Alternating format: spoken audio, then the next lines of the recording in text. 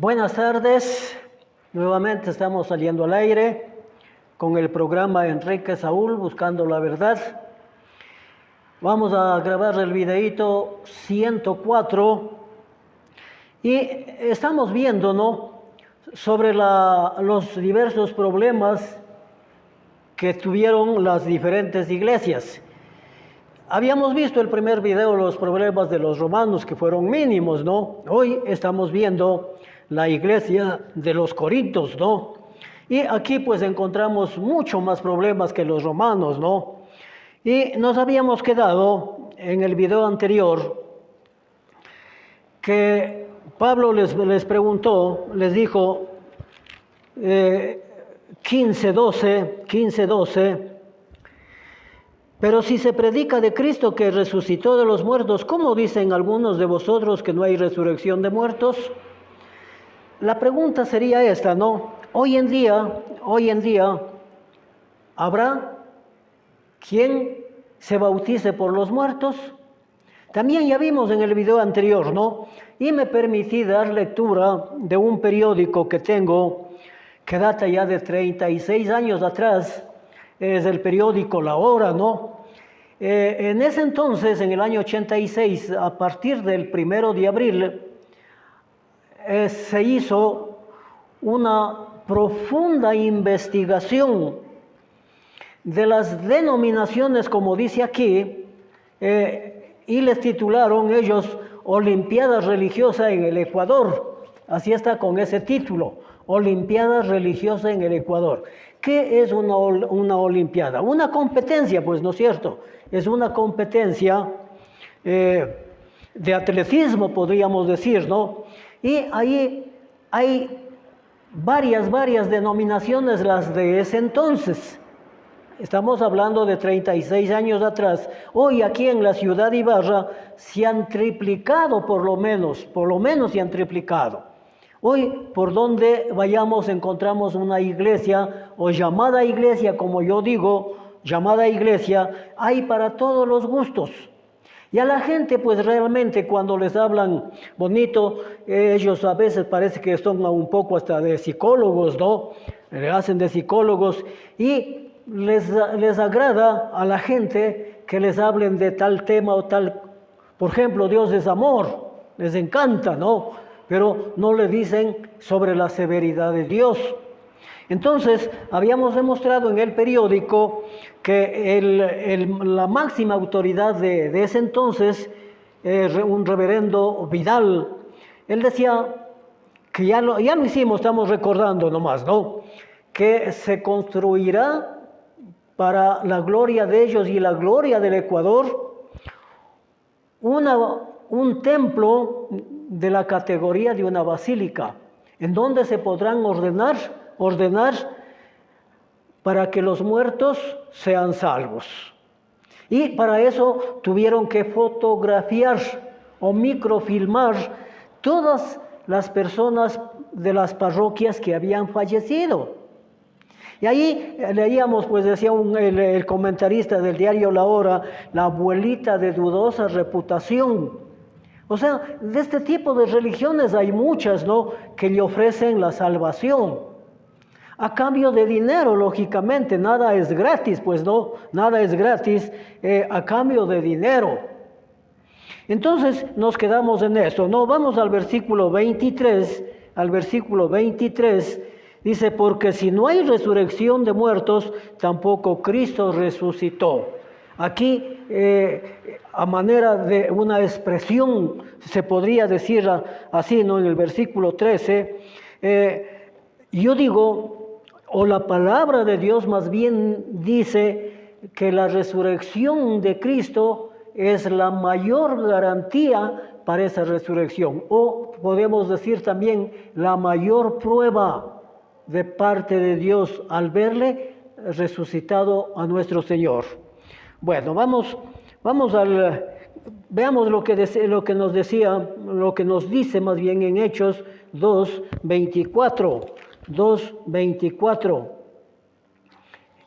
que nos habla, aquí está, por eso decía hace un momento, yo estoy demostrando lo que la palabra de Dios dice, estoy dando los textos, los versículos y comprobando con la palabra de Dios. Dice, al cual, leámosle desde el 22, varones israelitas, oíd estas palabras, Jesús Nazareno, varón aprobado por Dios entre vosotros con las maravillas, prodigios y señales que Dios hizo entre vosotros por medio de él, como vosotros mismos sabéis. A este, entregado por determinado consejo y anticipado conocimiento de Dios, prendisteis y matasteis por manos de inicuos, crucificándole. Pero aquí hay algo importante, ¿no?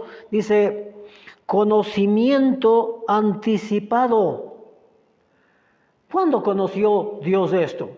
Antes de la fundación del mundo. Y si no, podemos ver nosotros en Primera de Pedro 1:20 me parece que es. Primera de Pedro. Ya, leamos dos versículos, 19 y 20. A ver, vamos a tener que leer obligadamente 18 al 20. Sabiendo que fuisteis rescatados de vuestra manera de vivir, la cual recibisteis de vuestros padres, no con cosas corruptibles como oro o plata. Estos dos metales parece que son los más caros, ¿no? El oro especialmente, pero ni eso sirve, así tuviéramos el oro de todo el mundo, ni eso nos sirve para comprar nuestra salvación. ¿Qué es lo que nos salva? Sino con la sangre preciosa de Cristo como de un cordero sin mancha y sin contaminación. Y lo que nos decía acá, ¿no? Previo anticipado conocimiento, mediante el cual creéis en Dios, quien le resucitó de los muertos, y estoy leyendo mal, el 20, y ha destinado desde antes de la fundación del mundo, pero manifestado en los postreros tiempos por amor a vosotros. Entonces, cuando se hizo este conocimiento de Jesús que iba a venir acá, también se predestinó al género humano, concretamente a partir del establecimiento de la iglesia de nuestro Señor Jesucristo. Cierto es que la fe ha sido el ingrediente necesario. Por ejemplo, ahí tenemos hombres de fe en el Antiguo Testamento, pero hoy, aparte de todo eso, somos predestinados. Ya lo dijimos también eso, ¿no? Y vamos al versículo 32 del capítulo 2 de Hechos mismo, 2:32. Dice, a este Jesús resucitó Dios, de lo cual todos nosotros somos testigos, y acá también nos menciona eso de testigos, ¿no? Eso de testigos, vamos del versículo 14 al 19, vamos a leer, ¿no? Dice, y si Cristo no resucitó, vana es entonces nuestra fe, nuestra predicación, vana también la fe. Todo resultaría vano. Si no hubiese resucitado Cristo, vuelvo a leer, ¿no? Y si Cristo no resucitó, vana es entonces nuestra predicación. No había razón de predicar, pues, ¿no? ¿Qué podrían haber predicado si Cristo no resucitaba? Hubiésemos seguido en la ley igual que los israelitas, ¿no es cierto? Vana es también vuestra fe. Todo era vano. Y el versículo, ¿qué dice? El versículo 15. ¿Qué es la palabra vano? Analicémosle, ¿no? Vano es inútil, sin ningún provecho.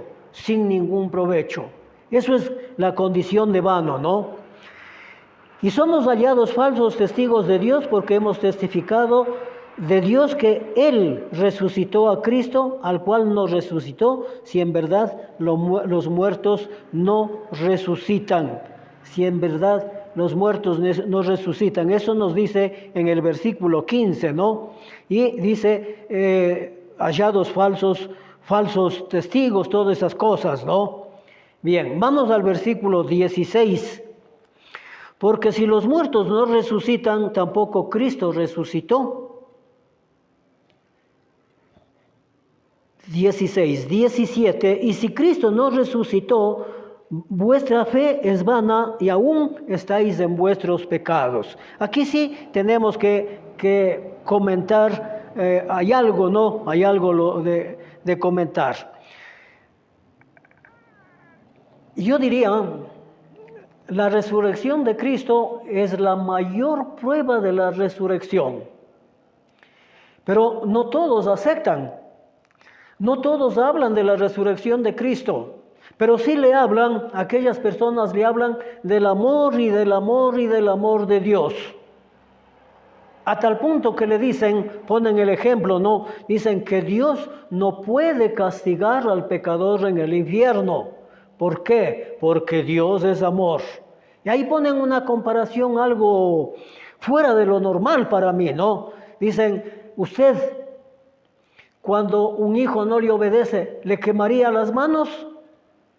Es obvio que no, ¿verdad? Pero son preguntas fuera de todo contexto bíblico. Dios es amor, pero por ejemplo, si nosotros vemos en Hebreos el capítulo 10, el versículo 31, fíjense en lo que nos dice, ¿no? Fíjense, para que podamos darnos de cuenta desde el 30. Pero pues conocemos al que dijo, mía es la venganza, yo daré el pago, dice el Señor, y otra vez el Señor juzgará a su pueblo. ¿Y qué dice el 31? Horrenda cosa es caer en manos del Dios vivo. Dios es amor, Dios es misericordia, Dios es bueno, Dios es bondadoso, todo, pero también es bravo, también sabe castigar. Es como en el hogar. Yo digo, nosotros los padres hemos aprendido de Dios esas cosas. ¿Por qué castigamos a los hijos cuando se portan mal o les dan un premio las personas que me escuchan? No es cierto, estoy seguro que no. Bueno, demostrado esto, vamos al versículo 18. Entonces también los que durmieron en Cristo perecieron. Aquí hay esta palabrita, perecieron. Y durmieron, dice, ¿no? Durmieron en Cristo. Hay dos cosas aquí. Perecer significa morir. Durmieron es la palabra también para indicar muerte. Por ejemplo, cuando Lázaro murió y Jesús fue allá a resucitarle, le avisaron la noticia, ¿no? Pero Jesús no fue en el acto, esperó prácticamente 4 días. Como una de sus hermanas dice, Señor, dice, y hiede. Pero él se quedó,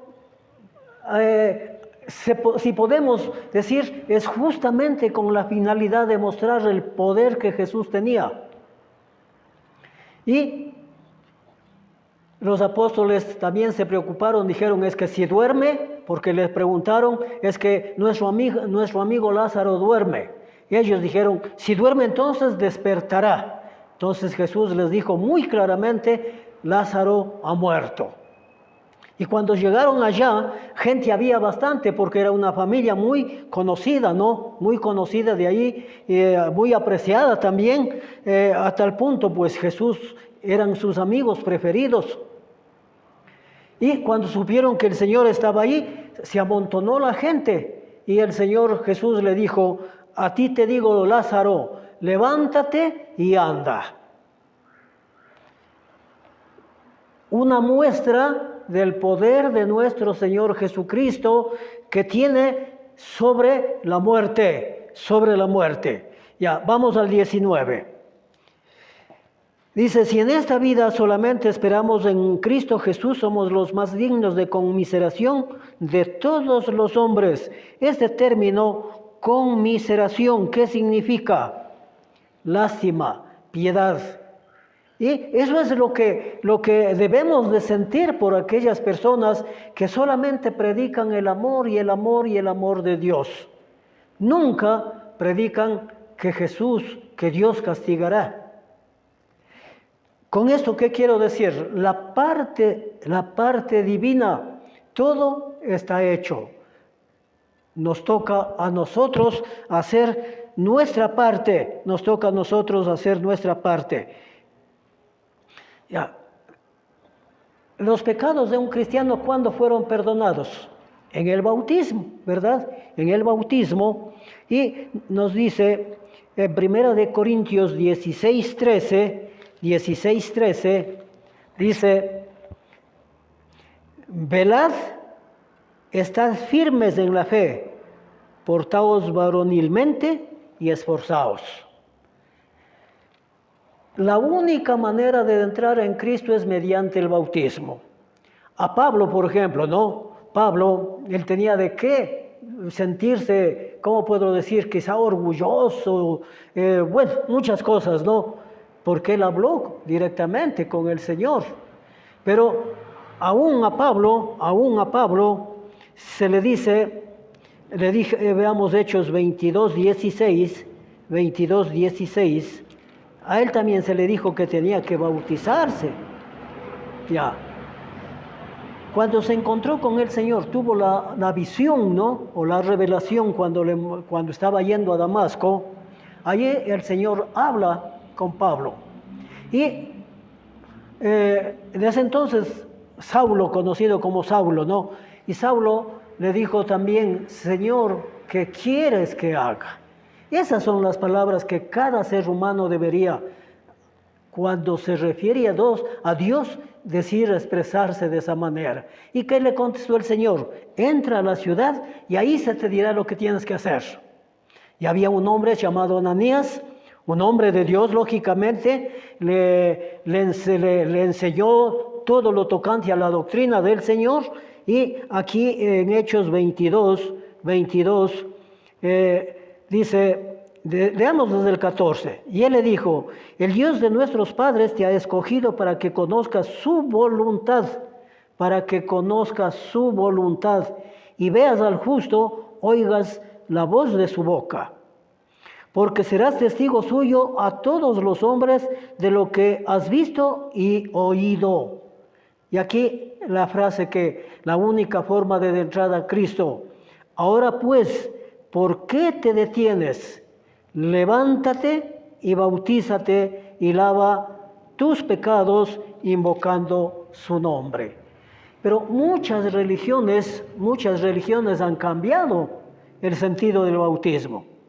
Muchas religiones se bautizan solamente para ser miembros o adquirir membresía de tal o cual iglesia, así llamada iglesia, ¿no? Pero aquí es para el perdón de los pecados. El bautismo verdadero hablo, ¿no? Veamos en segunda de Timoteo, el capítulo 2 del versículo 1, a Timoteo, que según la palabra dice que fue hijo de Pablo, porque le engendré mediante la predicación del Evangelio. Y aquí que le dice, tú pues, hijo mío, esfuérzate en la gracia que es en Cristo Jesús, esfuérzate. Una vez que nosotros nos hemos bautizado, no tenemos cómo cruzarnos de brazos, no, tenemos que seguir adelante en la vida cristiana. Vamos al versículo 20 de 1 Corintios, ¿no? Mas ahora Cristo ha resucitado de los muertos, primicias de los que durmieron es hecho. Primicias, ¿qué es primicias? Cuando alguien siembra cualquier cosa que sea, los primeros frutos eran dedicados en el Antiguo Testamento, eran dedicados a Dios como primicias. Y asimismo, Cristo es primicia porque resucitó primero. Es el primer ser que resucitó. Veamos, si no podemos ver en Primera de Tesalonicenses 4:16, Primera de Tesalonicenses 4:16, ¿qué es lo que nos dice, no? Porque el Señor mismo con voz de mando, con voz de arcángel y con trompeta de Dios, descenderá del cielo, esto será en el día del juicio, y los muertos en Cristo resucitarán primero. Pero veamos al libro de Apocalipsis 14:13, aquí también es algo muy importante, ¿no? ¿Qué es la palabra bienaventurado? Feliz, dichoso. Y aquí que dice, oí 14:13 de Apocalipsis, oí una voz que desde el cielo me decía, escribe, bienaventurados de aquí en adelante los muertos que mueren en el Señor, sí, dice el Espíritu, descansarán de sus trabajos porque sus obras con ellos siguen. Entonces, nosotros estamos viendo, comprobando con la palabra de Dios, más bien dicho, ¿no? Vamos al versículo 21 de Primera de Corintios. Por cuanto la muerte entró por un hombre, también por un hombre la resurrección de los muertos. Porque así como en Adán todos mueren, también en Cristo todos serán vivificados. Fíjense, por un hombre, Adán el primer hombre, ¿no? ¿Por qué? Porque según Romanos 3:23 dice, por cuanto todos pecaron y están destituidos de la gloria de Dios. ¿Cuándo empieza el pecado en la vida del ser humano? Yo digo, en la edad de la pubertad, cuando tanto el hombre como la mujer empieza a sentir deseos de lo contrario, ¿no? De su sexo, de lo contrario. Bien, entonces aquí nos habla muy claramente, porque en Adán todos mueren, también en Cristo todos serán vivificados. ¿Quiénes son todos? Todo el mundo, ¿no verdad? Entonces, si fuera todo el mundo, yo estoy perdiendo el tiempo prácticamente, pues. Llevo algunos añitos en la vida cristiana y todo esto significa esfuerzo, trabajo, labor, ¿no? Pero todos solamente se refiere a los quienes son obedientes. Eso que no se nos olvide nunca. Vamos al versículo, el 21 ya leímos, el 22. También ya lo mencionamos, ¿no? Ya lo mencionamos, sino el 22. Vamos al 20. Sí, el 22. Hay una parte que es importante, ¿no? Porque así como en Adán todos mueren, en Cristo Jesús todos serán vivificados. Veamos lo que nos dice Romanos 5, 18 al 21. Romanos 5, 18 al 21. Poquitos versículos prácticamente, ¿no? Nos dice 5, 18 al 21. Así que, como por la transgresión de uno vino la condenación a todos los hombres, de la misma manera, por la justicia de uno vino a todos los hombres la justificación de vida. Porque así como por la desobediencia de un hombre los muchos fueron constituidos pecadores, así también por la obediencia de uno los muchos serán constituidos justos. Los muchos, hablando de muchos, desde que la iglesia se constituyó, debemos ser muchos realmente. Ya, el 20, pero la ley se introdujo para que el pecado abundase, mas cuando el pecado abundó, sobreabundó la gracia, para que así como el pecado reinó para muerte, así también la gracia reine para justicia, para vida eterna, mediante Jesucristo. ¿Y qué es la gracia? ¿Qué es la gracia? Es algo que nosotros no merecemos. Vamos, comprobemos, Efesios 2:8. Es algo que el ser humano no merece. 8, porque por gracia sois salvos por medio de la fe, y esto no de vosotros, pues es don de Dios, Ya, vamos al versículo 34, dice el versículo 1 de Corintios 15:34, estamos, al menos de esta primera carta, vamos a finalizar en el día de hoy. El versículo 34 dice, velad debidamente y no pequéis. Sí, y no pequéis, velad debidamente y no pequéis, porque algunos no conocen a Dios, para vergüenza vuestra lo digo, el 34. Y el 32 que nos dice, así como batallé en Éfeso contra fieras, ¿de qué me aprovecha? Si los muertos nos resucitan, ¿qué pues? Comamos y bebamos, que mañana moriremos. Muchas personas raciocinan de esa manera. Bien, por último, vamos a ver lo que nos dice en el versículo 48. Dicen, ¿Cuál es el terrenal? Tales también los terrenales. ¿Cuál es el celestial? Tales también los celestiales. ¿Quién será el hombre terrenal? Adán. ¿Quién será los que no han obedecido a Dios? Exactamente como Adán. Y acá que dice, tales los celestiales. ¿Quién es celestial? Primeramente nuestro Señor Jesucristo y consecuentemente los que hemos obedecido. Bien, entonces nosotros estamos dándonos de cuenta que la iglesia de Corinto en su primera carta tuvo muchas cosas malas. Entre ellas las más importantes, la división. Y esa división se sigue dando hoy en la actualidad. Se sigue dando. Yo por eso les decía de las iglesias de Cristo, al menos cuando yo viajé a Ambato alguna vez me dijeron, aquí en Ambato hay 3 iglesias, la iglesia conservadora, la iglesia liberal y la iglesia simple y llanamente así. Yo, el único argumento que dije, vaya, ya les han puesto bandera política. La división es muy grave. Los quienes hacen la división tengan la seguridad que no alcanzarán la vida eterna. ¿Qué otra cosa? La inmoralidad. Había en la iglesia de Corinto, hubo un hombre, un joven, que se acostaba con la mujer de su padre. Eso es inmoralidad, ¿no es cierto? ¿Y qué más vimos? Abusaron también de los dones espirituales. Los que hablaban lenguas, igual que ahora, se sentían como los pavos reales, orgullosos, ¿no? Y al final de cuentas, el hablar en lenguas fue una señal solamente para el sector incrédulo, ¿verdad? Ya.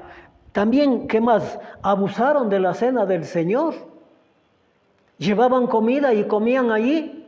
Y no solamente comida, ni siquiera comían en orden. Unos se adelantaban a comer y otros inclusive se embriagaban porque llevaban bastante vino. ¿Qué más hubo allí? Y este famoso bautismo que hemos visto por los muertos. No hago ningún tipo de comentario allí porque me permití leer ese periódico que data del año 86. Pero si gustan no hay problema, creo que tengo un poquitico de tiempo. Aquí los mormones dicen lo siguiente, ¿no? Dicen,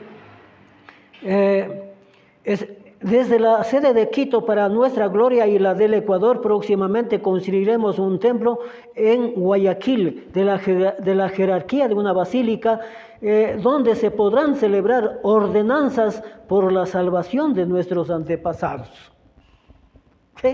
Que a mí me suena gracioso inclusive, ¿no? Y una segunda parte dice lo siguiente. Ya, asegura la gloria eterna no solo a sus miembros, sino también a sus antepasados. De ahí la necesidad de microfilmar los registros parroquiales, es decir, de todas las personas que murieron. Ya, es decir, también de las ovejas negras de la familia del mormón, incluyendo a la tatarabuela de dudosa reputación, para que alcance el cielo. Todo esto a cambio ¿de qué? De dinero. Bien, por esta tarde les agradezco muchísimo. Continuaremos con la segunda carta, que lógicamente ya es menos para ese entonces, ¿no? Porque algo aprendieron los corintios en la primera. Buenas tardes.